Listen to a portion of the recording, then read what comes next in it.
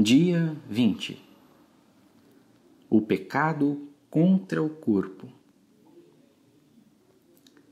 Deus não criou o homem para viver sozinho.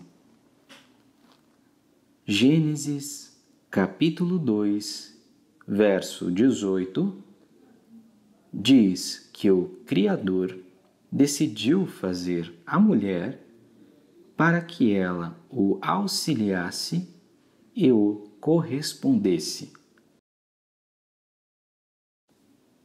Dentro deste plano perfeito de Deus estava a complementaridade dos sexos. Não apenas se completavam fisicamente, mas também emocionalmente, psiquicamente. A sexualidade foi criada por Deus para que, quando o homem e mulher se unissem, se tornassem uma só carne.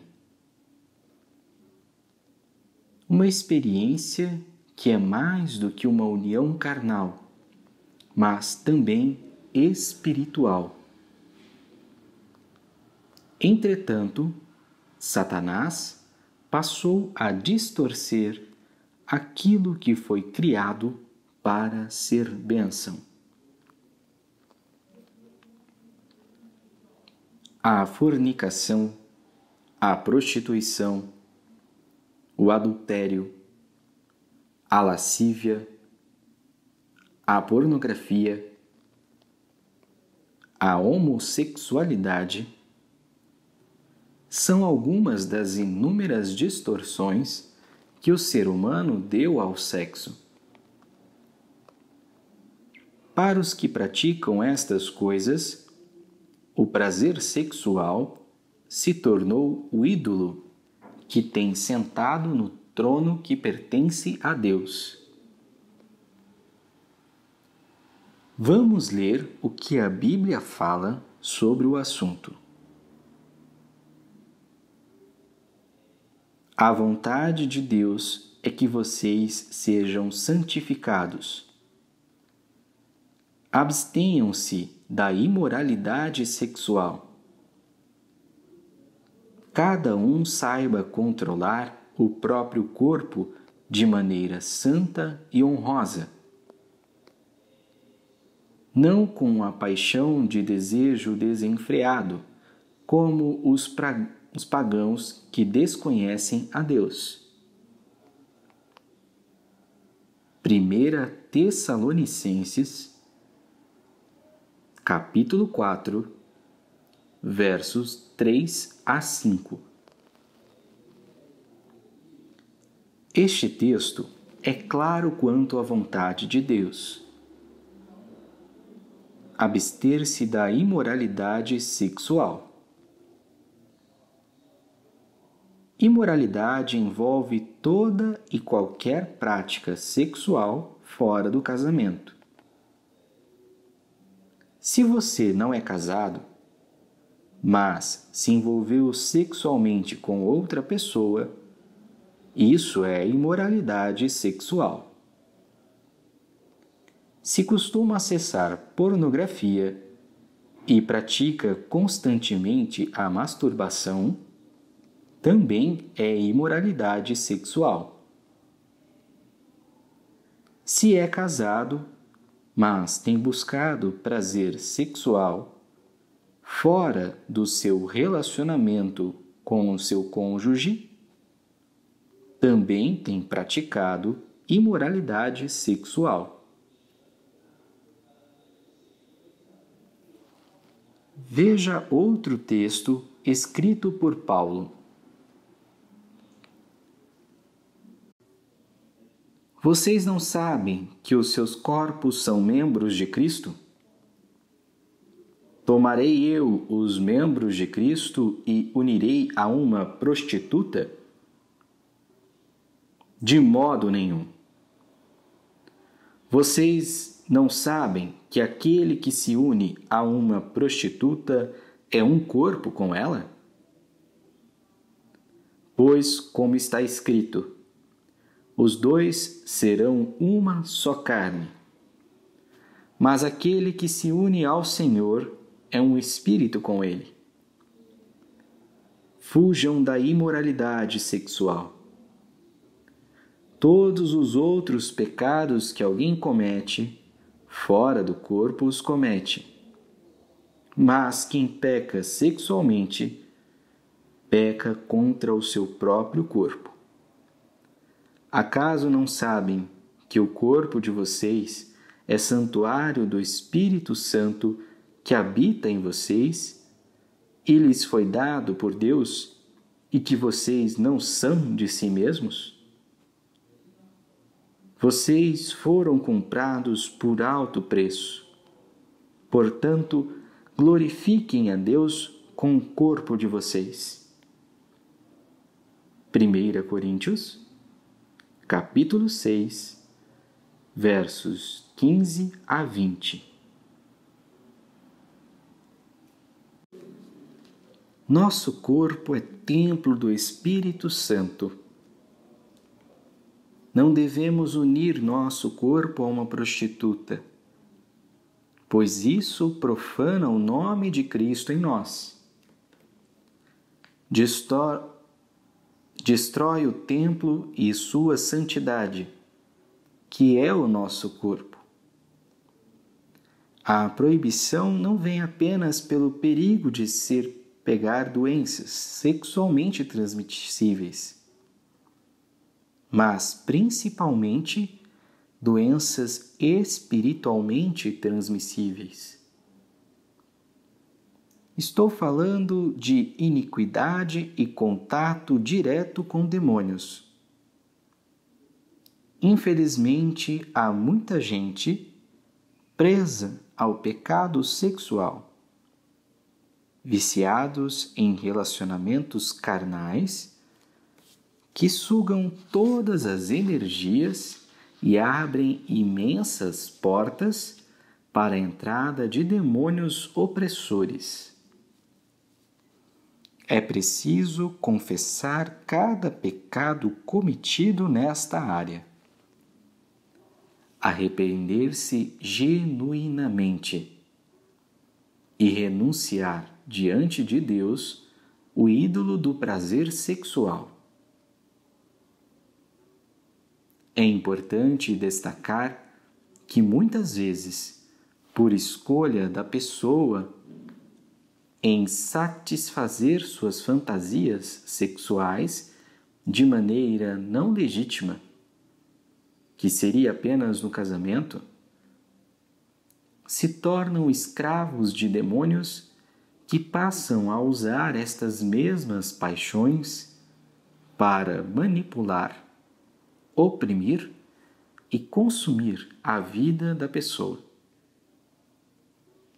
Ela se torna escrava destes desejos. Jesus vai ainda mais fundo quando se trata da imoralidade sexual. Veja o que ele fala. Vocês ouviram o que foi dito: não adulterarás. Mas eu lhes digo, qualquer que olhar para uma mulher para desejá-la, já cometeu adultério com ela no seu coração. Se o seu olho direito o fizer pecar, arranque-o e lance-o fora.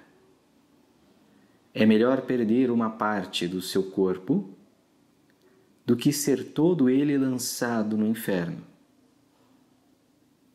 E se sua mão direita o fizer pecar, corte-a e lance-a fora. É melhor perder uma parte do seu corpo do que ir todo ele para o inferno.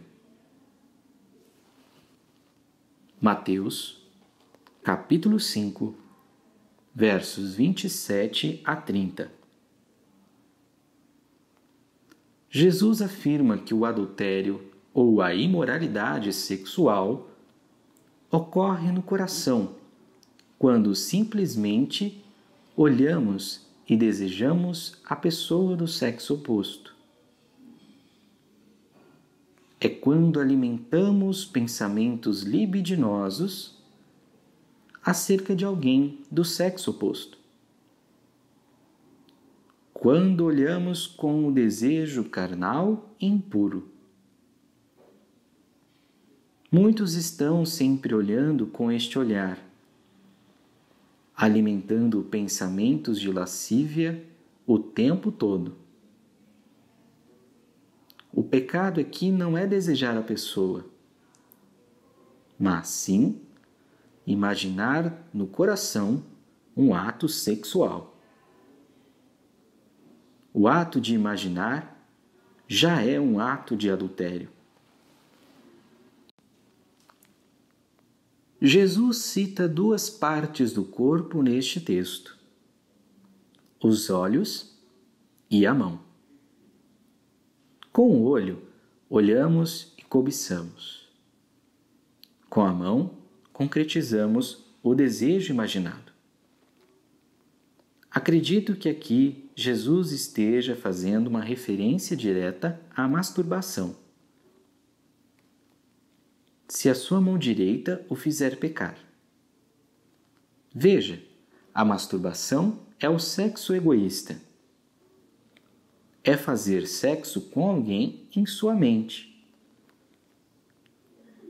Jesus está dizendo que este tipo de sexo também é considerado imoralidade sexual e precisa de arrependimento e renúncia.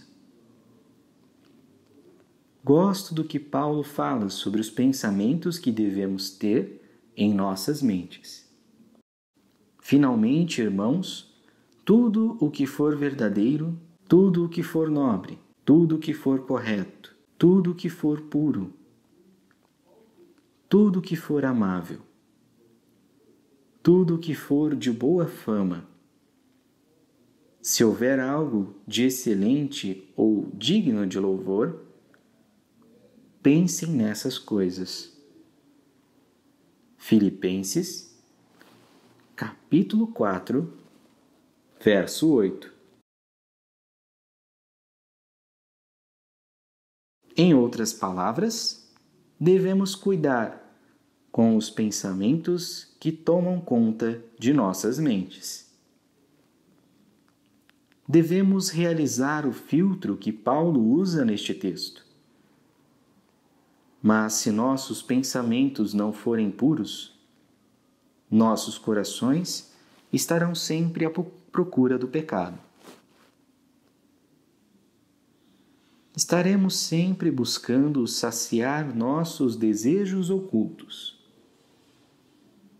Devemos nos lembrar que aquilo que fazemos em pensamento também é feito diante de Deus, pois Ele vê tudo.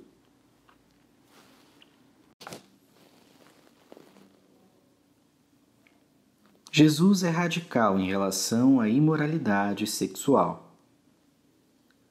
Ele diz para arrancar os olhos e as mãos e lançar fora. Sim, acredito que ele esteja sendo literal. Para os que não conseguem se controlar, é melhor sim se mutilar a ser lançado inteiro no inferno. O que é uma mão comparada à eternidade? Ao fazer uma proposta radical, Jesus não deixa dúvida sobre a seriedade com que este tipo de pecado deve ser tratado. Também devemos nos perguntar: o que tem alimentado os nossos pensamentos e nos levado a pecar? Se é a televisão, devemos seguir a ordem de Cristo e arrancá-la e lançá-la fora. Se é a internet, ou os filmes, ou quem sabe uma amizade mundana, não devemos hesitar. Arranque e lance fora. Santifique seus olhos, sua mente, seu corpo, tudo para o Senhor. Pense comigo neste momento. O que tem levado você a pecar nesta área? O que você vai fazer com relação a isso?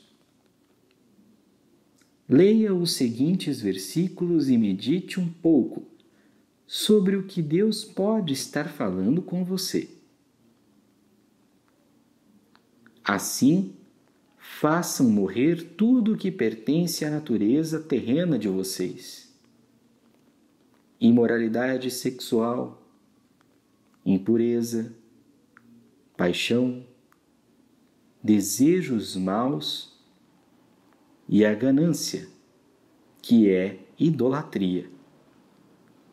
Colossenses, capítulo 3, verso 5.